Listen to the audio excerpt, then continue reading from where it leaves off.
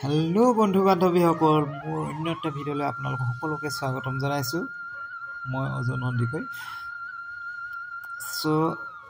ভিডিঅ'টো আপোনালোকে শেষলৈকে চাব আৰু ভিডিঅ'টো যদি চাই আপোনালোকৰ ভাল লাগে তেতিয়াহ'লে